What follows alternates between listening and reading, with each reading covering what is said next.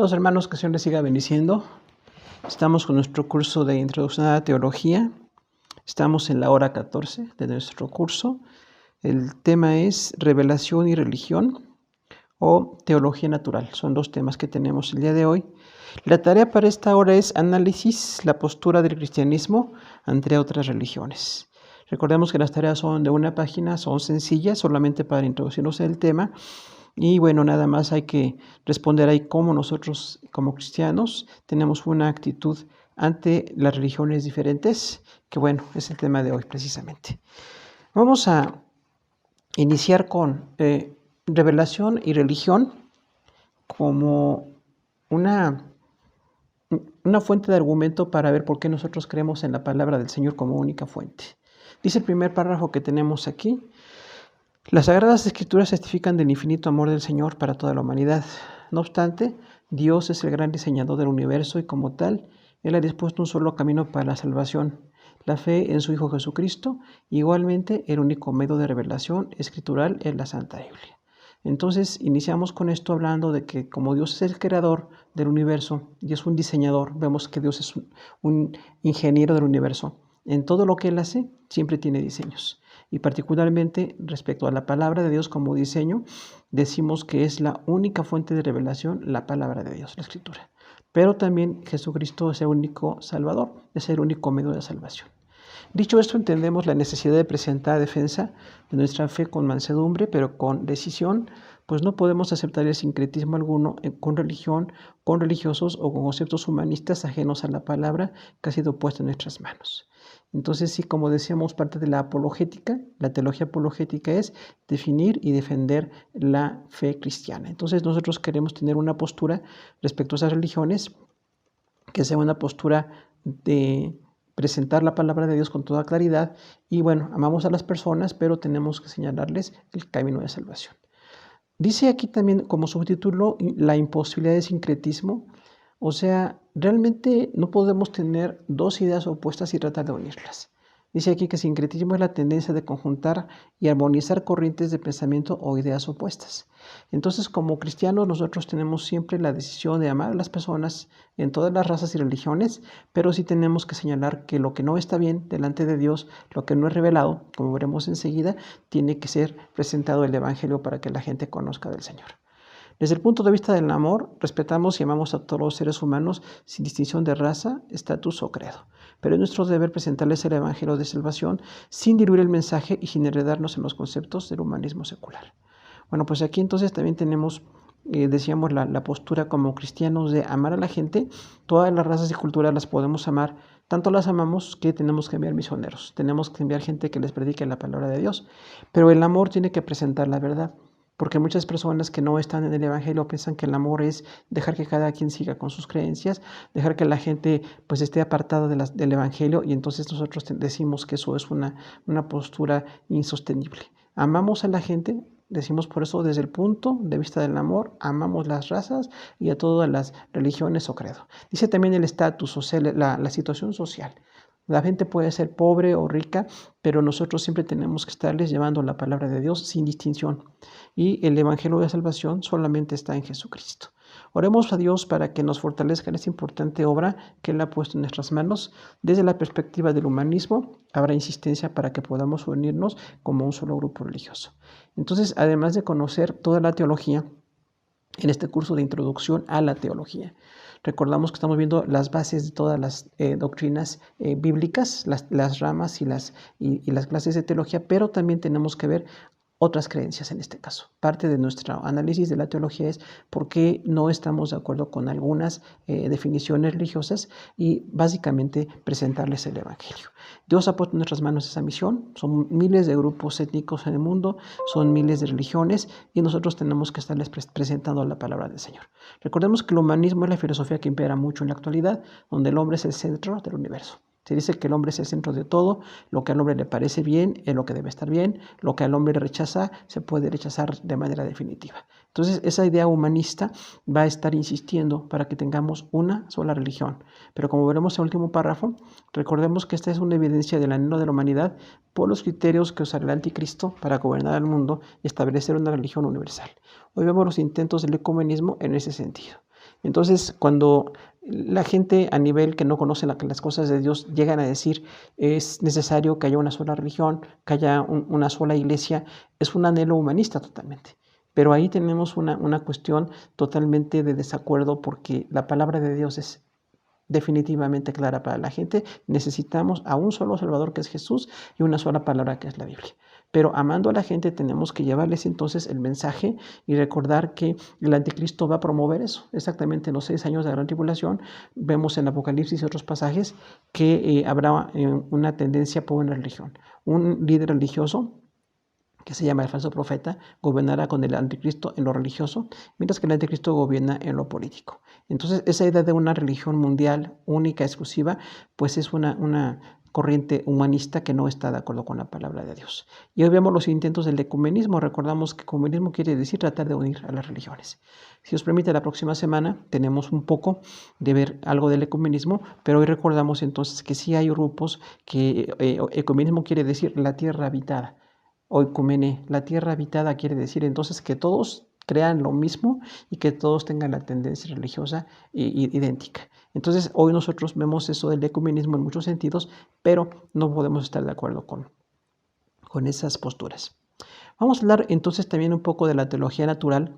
Recordábamos nosotros que con el término teología natural describimos a las grandes religiones que han sido resultado de maestros y filosofías ajenos a la revelación bíblica. Entonces, cuando nosotros hablamos también de la teología étnica, cuando dividimos ramas y clases de la teología, decíamos que la teología étnica es la respuesta de cada cultura o cada raza, la propuesta de cada cultura en cuanto a lo religioso. Pero muchas veces la propuesta no está de acuerdo con la palabra de Dios. Entonces, la teología natural o la teología étnica proponen que cada grupo tenga su propia definición religiosa y vemos que esto trae pues muchas consecuencias espirituales, principalmente porque están rechazando la palabra de Dios.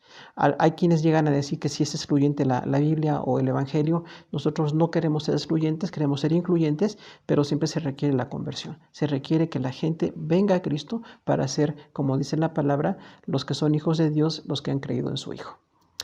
La primera corriente de teología natural que vamos a ver es el brahmanismo o el hinduismo. Sus textos y fechas, dice, los Vedas se escribieron entre el año 500 a.C. y 1100 después de Cristo. O sea, en 1600 años se escribieron los Vedas, que son los libros del brahmanismo. Vamos a ver por qué es brahmanismo o hinduismo. Brahmanismo es por los religiosos que la están dirigiendo e hinduismo básicamente porque en la India es donde se hizo muy arraigada esta religión y bueno, aunque no es la única, pero es una de las más fuertes que están en aquel lugar. Las pretensiones son mitología y panteísmo, sacralización posterior, no son revelación sino filosofía religiosa sincretista. Entonces estos libros de los Vedas, del brahmanismo o el hinduismo, tienen mucho de mitología. Recordemos que en la India es donde hay más dioses que personas. Entonces la idea de tener dioses personales o dioses que la gente siente que puede darle forma en su mente o en su corazón, eso ha llevado a una exageración en cuanto al politeísmo. Pero entonces hay mucha mitología, son dioses falsos, hay escrituras o hay muchas tradiciones de esos dioses falsos y hay también es panteísta. Recordamos que también el panteísmo es decir que todo es Dios. O sea, Dios no es personal, Dios es parte de la materia. Eso es el panteísmo. Entonces nosotros no estamos de acuerdo con eso. Dios creó la materia, pero Él está muy separado de la materia. Él no es parte de la materia. La sacralización posterior quiere decir que se hizo sagrado posteriormente a la postura inicial planteada por el brahmanismo o el hinduismo, se hizo algo sagrado para muchos millones de personas. No son revelación, sino filosofía religiosa sincretista. Algo interesante cuando vemos nosotros las otras religiones ajenas al cristianismo es que nunca se habla de revelación. No se dice que el único Dios revela desde el Génesis hasta el Apocalipsis, como en nuestro caso, sino que hay diferentes ideas de los dioses o diferentes propuestas de sus dioses. Entonces ahí vemos que no tienen revelación, es una filosofía religiosa. La idea de filosofía religiosa es muy interesante porque acumula mucho pensamiento personal, mucho pensamiento de interpretación cultural, pero también tiene un enfoque totalmente religioso. Entonces es filosofía religiosa sincretista.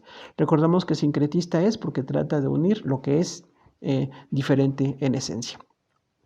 Las particularidades del hinduismo o brahmanismo es que el brahmanismo es una transición entre el vedismo y el hinduismo totalmente panteísta. En el vedismo se consumía una droga psicotrófica llamada soma y se ofrecían opulentos sacrificios animales. Se cantaban himnos dedicados a múltiples dioses. En estas ceremonias solo participaban las castas altas, los sacerdotes y los kshatriyas. Bueno, aquí hay algo muy interesante que tenemos que decir. El brahmanismo, como decíamos, son los sacerdotes que lo están promoviendo. Es una religión de transición. Hay una religión de transición porque el vedismo, donde venden los libros principales de la India, y lo que es el hinduismo como tal, hay una transición. Y esa transición es el brahmanismo. Los sacerdotes que sin ningún director, sin ninguna dirección divina tampoco, tienen propuestas muy distintas. Es totalmente politeísta, decíamos, ¿no? Entonces hay tantísimos dioses, que haya más dioses que personas en la India o en el hinduismo es algo muy notorio, porque realmente se ve que, bueno, la tendencia es totalmente falsa. El vedismo, fíjese también esto que dice que en el vedismo se consume una droga psicotrófica. Varias veces hay drogas psicotrópicas que se consumen en algunas religiones. Este es el caso del brahmanismo. Cuando tomaban esa droga psicotrópica, estaban alterados, estaban drogados. Los sacerdotes y los practicantes ofrecían muchos sacrificios animales en ese momento. Tantas comidas, tanto exceso de comer, cantaban himnos dedicados a múltiples dioses, básicamente al inicio del hinduismo. Pero en esas ceremonias participaban solamente las clases altas. Recordemos que en la India es muy marcada el clasismo, la clase social es muy marcada, incluso es hasta ponderada por muchos sectores. Y básicamente se dice que para empezar con el brahmanismo, solamente las clases altas, los sacerdotes y los kshatriyas, las personas de más economía en la India, eran los que practicaban ese brahmanismo. El hinduismo surgió mediante historias escritas por brahmanes sobre un dios superior a los dioses védicos. Entonces, como decíamos, hay una transición del vedismo del brahmanismo al hinduismo, y en esa transición hubo brahmanes o maestros religiosos que enseñaban sobre un dios superior. Es interesante la noción de un dios superior, pero no es un solo dios. Es un dios superior, pero hay muchos otros dioses inferiores, y se le llaman los dioses védicos o los dioses de los Vedas. Los brahmanes son depositarios del conocimiento acerca de Brahman único, un concepto donde lo divino sin forma es generador de todos los dioses. Esta idea de los brahmanes como depositarios del conocimiento es un reclamo religioso. Los brahmanes reclamaron que ellos eran los receptores del conocimiento de un brahman único. Pero el brahman único no es una persona ni un dios, es un concepto. Ahí vemos cómo cuando el politeísmo toma el lugar, el dios personal es desplazado. Entonces, ese concepto único que ellos tenían dice, donde lo divino toma sin forma, genera a los demás dioses védicos. Entonces, ¿cómo es que una idea puede ser el Brahman único? Esa idea es lo divino sin forma. También esto es una gran deformación de la idea de Dios. Tenemos un Dios personal. De hecho, nosotros estamos hechos a la imagen de Dios, según la palabra escrita que tenemos, la Biblia, pero en el hinduismo dicen que no, que hay un concepto divino que es generador de los demás dioses. Entonces hay un politeísmo de base. El número de seguidores del hinduismo son 280 millones de personas. Por eso decimos grandes religiones o religión natural, grandes religiones por el número de gente que tiene, y religión natural porque no es sobrenatural. Es una revelación estrictamente humanista, es una visión personal de las cosas. Entonces el brahmanismo o el hinduismo tiene esos conceptos. El segundo gran grupo religioso es el budismo. Quizás muchos hemos oído de los practicantes del budismo. Los textos y fechas dicen que Buda vivió entre los años 567 y 487 a.C. Entonces es un fundador muy antiguo de religión por la fecha en que él nació. Es básicamente una religión no teísta. Es un concepto interesante porque recordemos que la palabra religión es muy diversa. En este caso, una religión no teísta, o sea, una religión sin Dios. Eso quiere decir religión no teísta. Se trata de tradición oral, o sea, realmente lo que iba diciendo Buda y sus principales seguidores se fue haciendo como la norma del budismo, pero la tradición oral siempre tiene muchas distorsiones, como nosotros vemos en cualquier comunicación. Su primer libro fue publicado 150 años después de la muerte de Buda. Entonces, realmente Buda, aunque es el iniciador, como veremos, de este grupo religioso, no escribió nada. No dejó ninguna orden escrita para sus seguidores, y otros escritos se dieron entre 100 a.C. y 900 después de Cristo, o sea, 1000 años en el que se dieron esos tipos de textos. Los textos que tiene el budismo se denominan discursos, con la palabra original sutras y códigos monásticos que se llaman Vinaya. Entonces hay dos grupos de manuscritos de donde se basa el budismo, pero pues no hay acuerdo, no hay consenso en lo que están proponiendo. Sus textos son así, sutras y Vinaya. ¿Cuáles son las pretensiones del budismo? Recordemos que Buda realmente se llamaba Siddhartha Gautama, quizás muchos lo hemos visto en escuelas o en algunas documentales. Siddhartha Gautama es el fundador. Fue un asceta, filósofo y sabio. Recordemos entonces que Siddhartha Gautama también se le considera un yogi, alguien que por la meditación, la postura del cuerpo, tenía una despertar espiritual o una recepción espiritual, entonces era un practicante de eso que hoy se conoce también como yoga. Fue una asceta, o sea, alguien que estaba totalmente separándose de los placeres, supuestamente. Pero también era filósofo y sabio. Muchos lo ven como un pensador por algunas cosas que dijo, aunque es notorio que no dejó nada escrito. Solamente es tradición oral, lo que dicen que dijo Buda. Y dicen que también era un sabio. Las personas en su entorno lo ven de esa manera, como un sabio. Enseñó en la India y el título Buda significa el despierto. Es interesante notar cuántas religiones surgen en la India, en ese gran subcontinente. Realmente Buda, aunque está muy diseminado el budismo en varios países del mundo, pero inició en la India. Y intenta ofrecer una visión y finalidad del sufrimiento, que se llama nirvana. Entonces, lo que proponía Buda y todos sus seguidores es una visión para qué es el sufrimiento, cuál es el propósito del sufrimiento, o cuál es la visión del sufrimiento. Visión y finalidad. Y esa visión y finalidad se le llama nirvana, cuando se tiene esa visión correcta entre la visión que se quiere tener y la finalidad del sufrimiento. Entonces manejan mucho sufrimiento, por eso hay muchos sacrificios o muchas formas de sufrimiento que hacen las personas para tratar de agradar en su esquema religioso. Pero por eso hay mucha confusión, porque no hay nada escrito fundamental, como en nuestro caso con la palabra del Señor. Particularidades del budismo: la religión budista intenta compendiar las enseñanzas de Buda. La sacralización fue posterior, es una filosofía, un método de entrenamiento espiritual y un sistema psicológico. Presenta un camino entre la complacencia sexual y el ascetismo estricto. El ascetismo plantea la austeridad y renuncia a los placeres materiales para adquirir hábitos que conduzcan a la perfección moral y espiritual.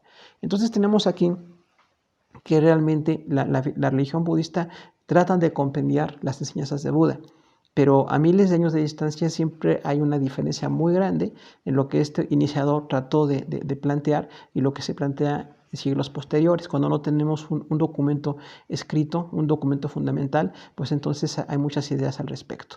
La sacralización posterior quiere decir también lo que decíamos en lo anterior del hinduismo, se hizo sagrado posteriormente. Para muchas personas es sagrado. Buda y sus supuestos dichos es como su religión, aunque no tienen un Dios, pero lo ven como una divinidad. Es una filosofía porque realmente habla mucho del pensamiento de la gente, habla mucho de cómo quieren pensar y cómo quieren pensar. Un método de entrenamiento espiritual porque hay muchas situaciones de posturas, muchas situaciones de ayunos, de soportar lugares helados, lugares austeros, lejanos. Ese tipo de prácticas es un entrenamiento espiritual y es un sistema psicológico porque realmente condiciona a la gente mentalmente. Trata de que la gente tenga la convicción de que siguiendo esos principios budistas va a tener una realización especial. Ahora, presenta un camino entre la complacencia sensual y el ascetismo estricto. O sea, quiere tener un equilibrio entre lo que es complacencia sensual, o sea, el desborde de los placeres sensuales o sexuales o físicos, y el ascetismo, que es el apartarse, como veremos enseguida, ¿no? Entonces, tratan de plantear un punto medio entre la complacencia sexual y el ascetismo estricto. Ahora, es interesante porque las personas tienen muy diversos puntos de vista al respecto. Respecto a la complacencia sexual, o a lo que sería un ascetismo, entonces hay tantas ideas que no puede haber un consenso entre sus seguidores. El ascetismo plantea una austeridad, decíamos, y renuncia a los placeres materiales para adquirir hábitos que conduzcan a la perfección moral y espiritual. Entonces es lo que hacen los ascetas desde mucho tiempo. Tratan de estar sufriendo o renunciar a las cosas materiales y que esos hábitos de renuncia los conduzca a la perfección moral y espiritual. Aquí el gran problema es que no están hablando de la salvación, no hablan de nuestra necesidad en el alma, que es la regeneración, la redención casi del Señor Jesucristo. Entonces, un alma que no es redimida, pues va a estar circulando en diferentes placeres o puntos de vista y no llega a la salvación. El número de seguidores del budismo son 230 millones de personas. Entonces es muy fuerte, aunque hay muchos países donde se está estableciendo el budismo, pero al menos 230 millones de personas son reconocidos a nivel mundial como seguidores de esta filosofía y de este método de entrenamiento. El confucianismo, vamos hacia China, otra fuente de muchas religiones, a veces interesante otra vez, religiones sin Dios. Los textos y fechas. Confucio es un pensador chino que vivió entre los años 551 y 478 a.C. Entonces, por supuesto, este gran pensador, conocido por muchos por las supuestas ideas que él tenía al inicio de su fundar de su grupo filosófico, lo veían como un gran pensador. Tenía algunas aportaciones, tenía algunas ideas que han influido mucho en China. Siguen siendo muy respetadas sus ideas en China, en muchos sectores. Y el tiempo en que vivió otra vez antes de Cristo, y es 551 al 478 a.C. Ese tiempo en que él vivió propuso cánones, reglas o preceptos de historia y moral. Entonces, Confucio realmente en ningún momento habló de algo religioso. Recordamos que en China desde hace mucho tiempo trató de desarraigarse la idea del Dios personal. Entonces, son cánones o medidas o preceptos de historia y moral. Entonces, Confucio trataba de guiar a la gente en base a esas reglas o preceptos de historia y de moral. Entonces la historia a veces es repetir lo que ya alguien hizo antes para tratar de inspirar a la gente en China, pero a veces la historia tiene mucha manipulación, no hay verdad en la historia y entonces se distorsiona el concepto. Y el concepto de moral es interesante porque la idea de lo que es correcto o incorrecto varía mucho. Varía mucho de un grupo a otro, de una persona a otra. Entonces tiene ahí como una apertura más bien a la filosofía, pero deja pues sin las nociones básicas de la salvación y de lo que es la revelación para nosotros. Las pretensiones. Confucio se consideró transmisor de valores y teología de los sabios antepasados. El inicio de Confucio era un poco más humilde, pero conforme adquirió fuerza su pensamiento y en un grupo de tantos miles de personas como es la India, aunque fue esto hace tanto tiempo, él se consideraba a sí mismo transmisor de los valores. Casi la idea de un profeta, ¿no? Porque la palabra, el profeta transmite la palabra de Dios, la revelación de Dios, pero Confucio transmitía los valores y la teología de los sabios antepasados. Otra vez la idea de los antepasados, ¿no? Pensar que la gente que vivió hace algunos siglos fue muy sabia, fue mejor que nosotros y hay que seguir lo que ellos estaban haciendo. Pero es una gran distorsión porque dice la palabra que pues maldito el hombre que confía en el hombre. Recordamos, nosotros no podemos dejar nuestra salvación en otras personas porque todos hemos fallado delante de Dios. Ahora, otra pretensión de Confucio es hacer historia y dar buenas reglas de moral social y familiar. Entonces, este dar buenas reglas es un poquito de teología ética, la conducta, pero las reglas igual varían mucho. En diferentes siglos, en diferentes lugares, la única ética permanente es la palabra de Dios, porque viene de la santidad de Dios y viene de la revelación de su palabra. Pero realmente dar buenas reglas de ética, moral, social y familiar es una idea que tuvo Confucio. Pero bueno, la noción moral, como decíamos, puede ser muy diversa en diferentes sectores y a veces es muy cuestionable. Lo que para unos es moral, para otros no es moral, porque es totalmente humano el enfoque. Y moral social y familiar, o sea, trataba de influir en su sociedad como chino y también una moral familiar. Y aquí es interesante notar que la familia es el núcleo de todo lo que Dios hace. Dios diseñó la familia y trató de dar reglas Confucio para las familias. No son revelaciones, sino ensayos de ética. Igual, de ninguna manera Confucio dijo que reveló algo, recibió una revelación de parte de Dios, pero son ensayos de ética, son así como propuestas muy abiertas, no muy formales, sobre la conducta. Sacralización posterior que significó traición a la intención original de Confucio. Entonces, otra vez, sacralizar posteriormente quiere decir hacer sagrado posteriormente. Cuando Confucio murió y pasaron siglos, para muchos chinos se hizo muy sagrado los pensamientos de este hombre, de este filósofo, y casi le dan una noción de religión, pero sin Dios, como decíamos, ¿no? Son formas religiosas donde no hay un Dios personal, sino en este caso la filosofía de Confucio. Pondera la armonía familiar y la piedad filial. Recordemos que filial es del hijo o que es propio de él.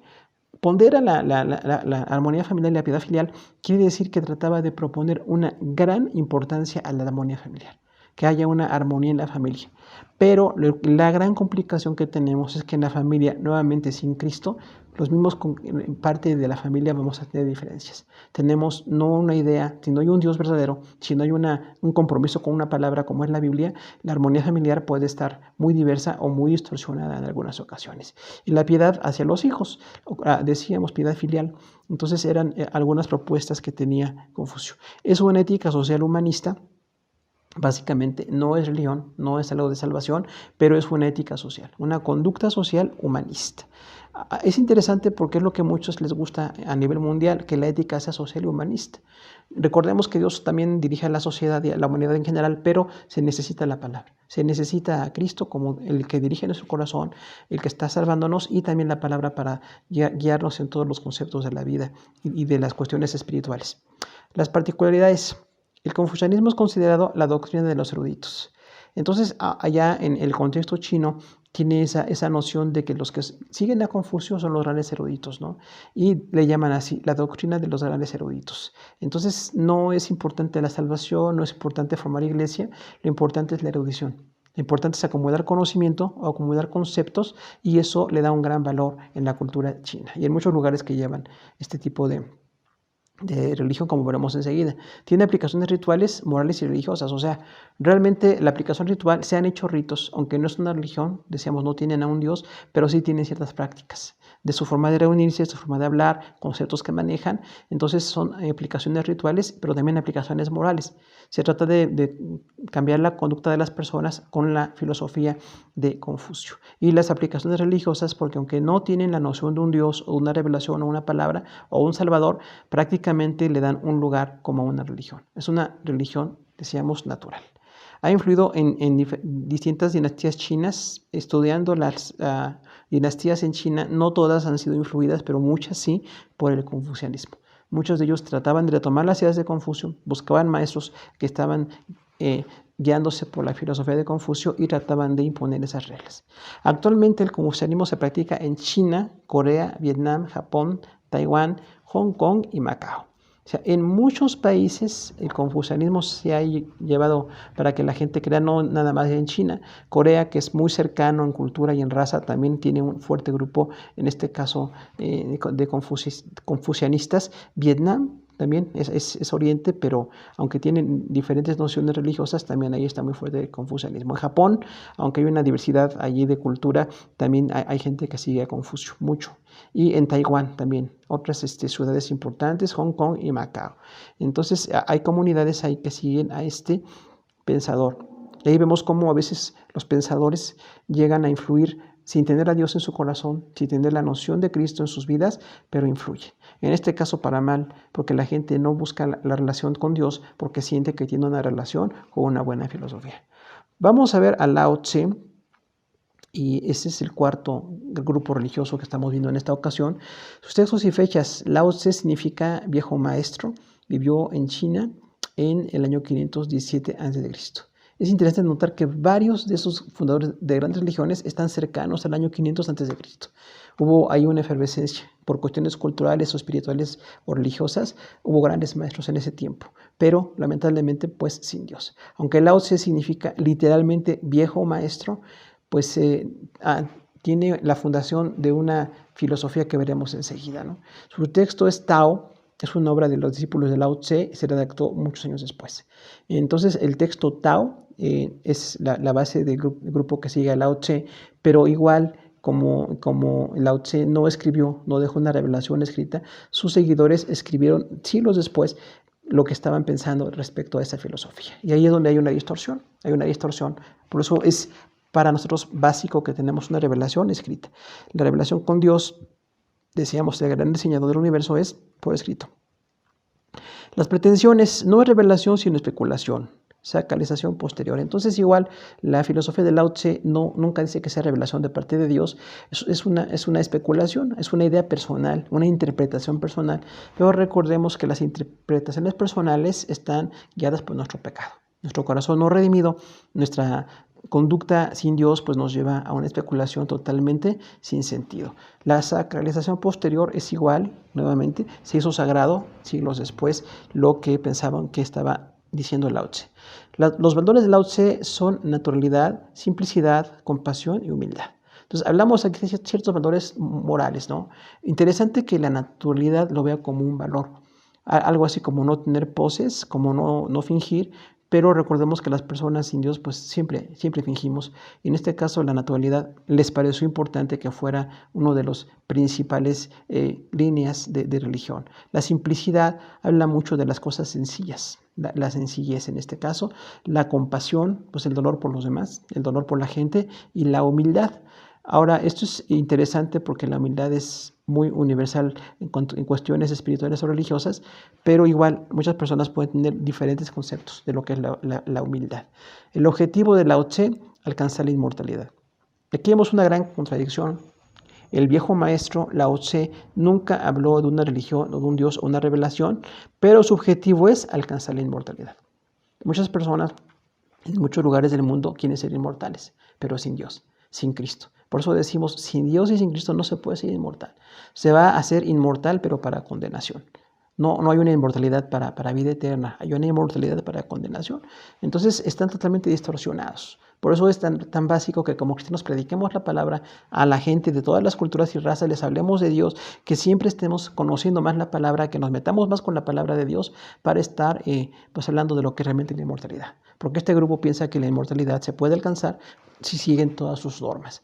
Y no saben que la inmortalidad ya la tenemos, nada más que hay que hacer la elección: inmortalidad para condenación, si estamos en pecado, o inmortalidad para salvación, si estamos en Cristo. Entonces vemos cómo las religiones pues son así literalmente pues totalmente desacertadas, porque no están buscando las cosas de Dios. Particularidades: es una tradición filosófica y religiosa. Entonces Lao Tse realmente no alcanza la noción de una gran religión, pero tiene una tradición filosófica en el sentido del pensamiento y religiosa porque la gente lo sacralizó. Le ha dado un valor espiritual a esa filosofía. Propone vivir en armonía con el Tao, la idea fundamental de unidad absoluta e inmutable, que es el principio de todas las cosas. Entonces, aquí hay una noción también muy fuerte, aunque no es religión teísta, pero tratar de vivir en armonía con ese Tao, esa obra, ese escrito, es una idea fundamental de unidad absoluta e inmutable. Entonces, otra vez, no buscan a un Dios personal, buscan ideas. No es un Dios que se revela, no es un Dios que nos ama, no es un Dios que nos llama a la santidad, hay una idea fundamental. Seguir ideas fundamentales es algo muy común en las religiones, pero es igual muy desacertado, porque las ideas no nos pueden guiar. Nos puede guiar solamente un Dios personal, un Dios eterno, un Dios trascendental como es nuestro Dios. Entonces, seguir la idea del Tao como cuestión fundamental, absoluta e inmutable, dice, o sea, es interesante porque dice que es absoluta e inmutable. O sea, una idea que sí es absoluta, pero cambia. Esto lleva a muchas cuestiones en cuanto a que varios siglos después de que empezó la filosofía de Tao, hubo otras interpretaciones, hubo otras ideas, hay otras nociones, hay otros principios, ¿no? Ahora, esta idea fundamental de unidad absoluta e inmutable es el principio de todas las cosas. Una idea como principio de todas las cosas. Decimos, entonces, por eso son religiones sin Dios, ¿verdad? No son teístas, porque realmente están apartándose de todo lo que es la palabra del Señor. Ahora, vamos a ir al siguiente grupo religioso, se llama mazdeísmo. El mazdeísmo, vemos sus textos y fechas. Zoroastro vivió en Irán entre los años 628 y 551 a.C. Recordamos, es igual Zoroastro, o como veremos enseguida, la traducción de Zaratustra, pero la religión originalmente por este hombre, por este filósofo, se llama mazdeísmo. Veremos por qué enseguida, ¿no? Su texto se llama Avesta o Arreglo de los Magos. Una de las 6 tribus de Media fue redactado en el año 900 después de Cristo, 1300 años después de Zoroastro. Entonces aquí tenemos toda una definición realmente de que el texto Avesta, que significa arreglo de magos, los magos eran una tribu de Media, el fundador de la religión mazdeísta es de Irán, pero una de las 6 tribus principales de Media se llamaban los magos. Y esa tribu redactó el libro básicamente para respaldar la idea de Zoroastro. Pero esto se logró 1300 años después de la que vivió su fundador. Entonces hay una distancia total de idea, de intención, hay una diferencia muy fuerte respecto a esa situación totalmente de un desastre espiritual, porque no hay un seguimiento, no hay un revelador, no hay una noción de lo que es la santidad, lo que es Dios, lo que es bueno o lo que es malo, como nos menciona la palabra de Dios, ¿no? Y este texto Avesta, pues no lo redactó Zoroastro, ¿verdad? No lo redactó su fundador. Entonces tiene una una distorsión muy grande en tiempo y también esa distancia tan grande, pues por supuesto es una distancia de pensamiento. Las pretensiones del mazdeísmo es una amalgama de supersticiones que no transmite el auténtico pensamiento de Zoroastro.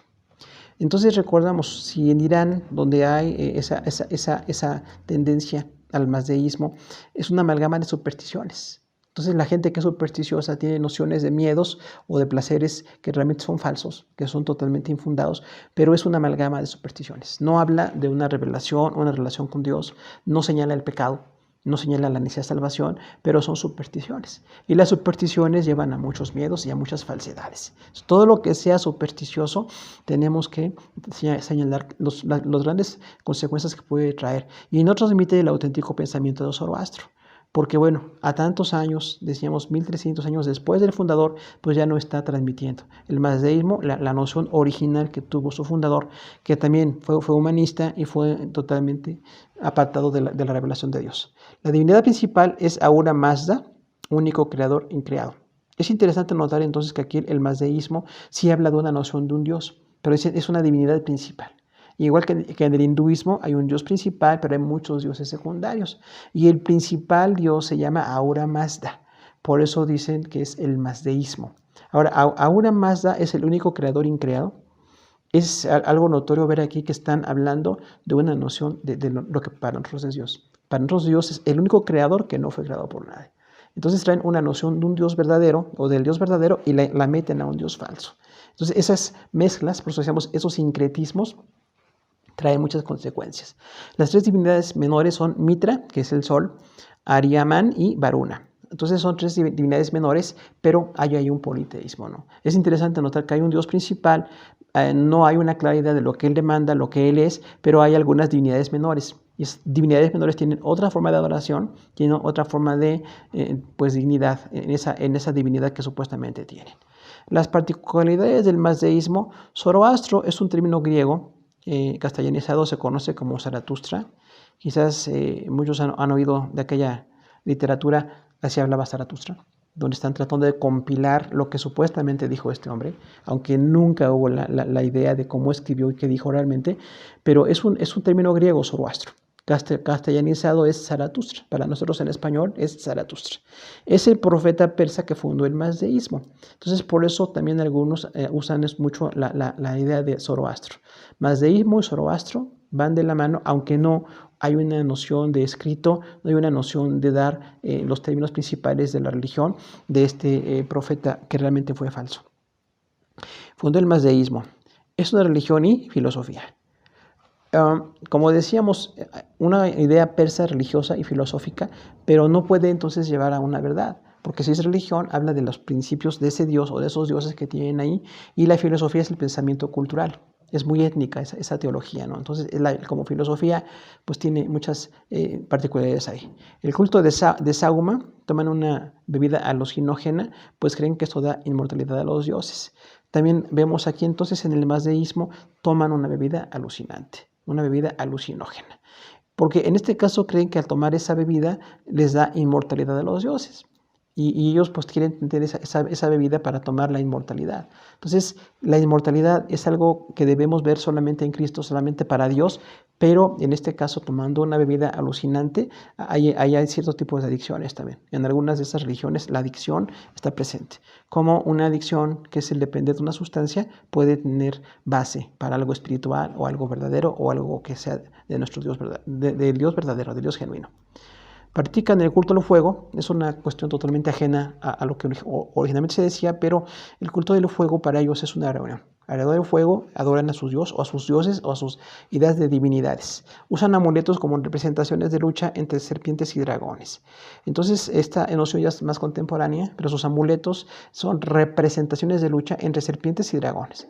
Supone que las serpientes representan algunos valores buenos y los dragones valores malos. Entonces ese tipo de lucha entre el bien y el mal es muy común en la filosofía oriental, pero nada que ver con la idea del pecado o la noción de la necesidad que tenemos de un Salvador. El número de seguidores son 300,000 personas en Irán, Armenia, China y Pakistán. Entonces es un grupo fuerte, aunque no está nada más en Persia, pero en Irán empezó y hoy se da mucho en Armenia también. ya en la parte de Europa, en China y Pakistán. Entonces está un poco en Oriente y un poco en Europa, pero los seguidores son 300.000 personas. Vamos a ver la sexta idea que tenemos hoy, que es el islamismo. Y es muy, muy fuerte la noción que tenemos de los musulmanes a nivel mundial. Textos y fechas. Mahoma vivió en la Meca, Arabia Saudí, entre el año 570 y 632 después de Cristo. Su texto es el Corán. Esto es algo interesante porque varias religiones fueron anteriores a Cristo, el islamismo es posterior a Cristo. 570 y 632 fue el tiempo en que vivió Mahoma en Arabia Saudí. Entonces es una religión árabe. El texto es muy conocido, incluso leído, estudiado en muchos lugares, es el Corán. Y es entonces ya una revelación escrita para esta religión. Pero vamos a ver cómo hay consecuencias con esta noción religiosa que se da mucho en esos musulmanes. Pretensiones. Para ellos el nombre de Dios es Alá. Entonces, recordemos que hay muchas mezclas con algunas nociones bíblicas, porque es posterior al Antiguo y Nuevo Testamento, y hay algunas ideas que están ahí. Se dice que mucho del Génesis, incluso del Génesis 1 al 11, está involucrado en el Corán, y bueno, para no darle lugar a Isaac como el hijo de Abraham, se le da a Ismael. Entonces tiene una noción totalmente distinta, basada en personajes que están en la palabra de Dios, pero no es la definición de estos personajes como están en la palabra de Dios, ni tampoco el nombre de Dios.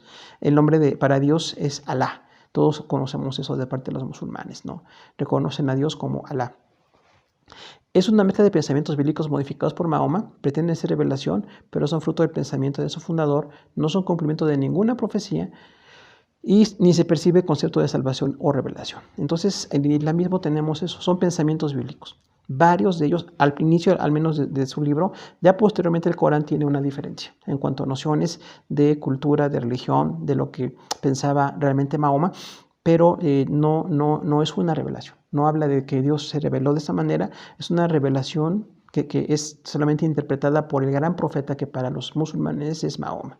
Pretende ser revelación, pero son fruto del pensamiento de su fundador. O sea, realmente el fundador vertió sus pensamientos y es lo que hay en su libro religioso. No es un cumplimiento de una profecía, eso es interesante, no hay ninguna profecía que se cumpla. En la palabra de Dios hay muchas profecías que se cumplen, Jesús cumple muchas profecías con su nacimiento y con su vida, pero en el Corán no se habla de profecías cumplidas, nada más se habla de conceptos religiosos, muy particularmente a los grupos árabes o musulmanes.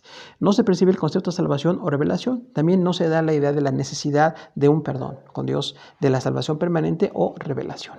No hay revelación de Dios, no hay salvación, y entonces tenemos ahí pues una religión con miles de seguidores, pero que no están guiándose por la palabra de Dios hacia una salvación. Las particularidades. La palabra Islam significa sumisión.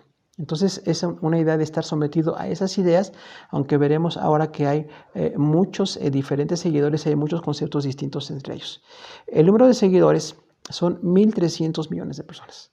La más grande en cuanto al número que conocemos hasta el momento aquí en las que estamos tratando de describir, 1.300 millones de personas siguiendo a el islamismo.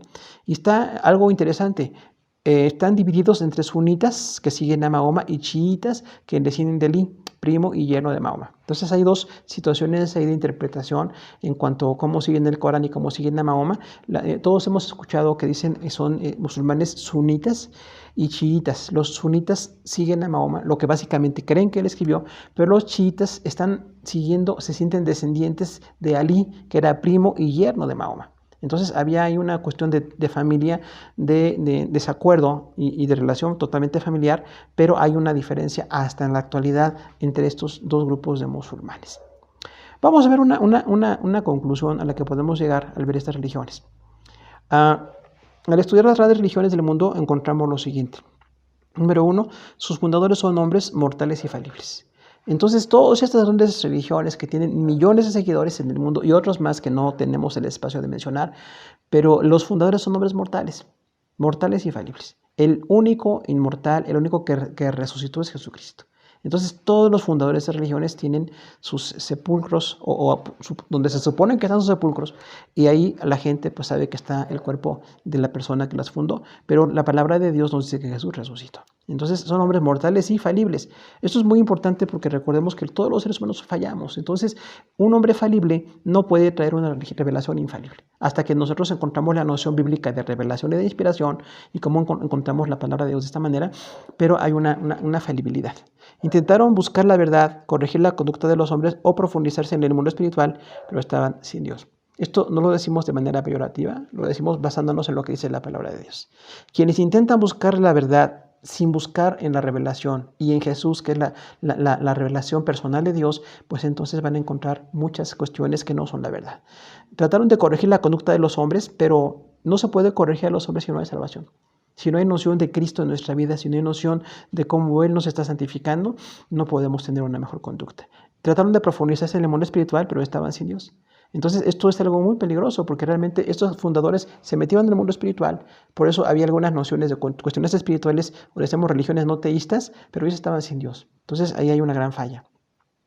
Sus enseñanzas se realizaron posteriormente con fines de raza o religión. Entonces, las enseñanzas acalizadas, siglos después, encontramos que es por fines de raza. Solamente para una cierta raza o una religión se dice que eran situaciones sagradas, la sacralización. Entonces, esas enseñanzas siglos después se hicieron sagradas para la gente y tiene una noción para su raza o para su religión. La palabra de Dios es para todas las razas y para todas las religiones del mundo. Tiene que haber un cambio. Cuando nosotros conocemos a Dios, de cualquier religión del mundo podemos empezar a conocer el Evangelio como la única fuente de salvación. Ninguno de ellos se declaró Dios, también ninguno fundador de estas grandes religiones declaró ser Dios. Entonces nosotros sí encontramos que pues, en Cristo solamente tenemos esa revelación. Solo Cristo es el Hijo de Dios, declaró ser el Hijo de Dios y es Dios mismo y es nuestro Salvador universal. Nuestro fundador de nuestra vida con Dios, de la relación que tenemos con el Señor, es Jesucristo. Y bueno, tanto Dios el Padre como el Hijo como el Espíritu Santo están revelados en la palabra como autoridades.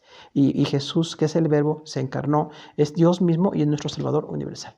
Toda la gente de las naciones puede venir a Cristo y recibirlo como Salvador. De hecho, es la necesidad que tiene todo el mundo venir a Jesús. Se necesita conocer a Jesús y conocer la Santa Biblia para empezar a tener esa relación con Dios. Solo la Biblia muestra que es revelación de Dios, su verdad y eternidad y la palabra que el Creador desea dar a la humanidad. También la palabra de Dios demuestra ser una revelación especial porque es dada por Dios. Desde Moisés hasta Juan, desde el Génesis hasta el Apocalipsis, la palabra es revelación de Dios. Revelación de Dios. Se habla de Dios, lo que Dios quiere, lo que Dios es. Nos da su verdad. Nos habla de quién es Dios, cuál es la verdad de Dios y esa eternidad. La eternidad que tiene el Señor.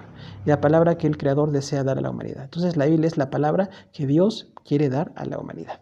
Y de esa manera nosotros seguimos predicando el Evangelio del Señor Jesucristo. Hermanos, terminamos la clase y les enviamos a todos un abrazo. Gracias por su atención.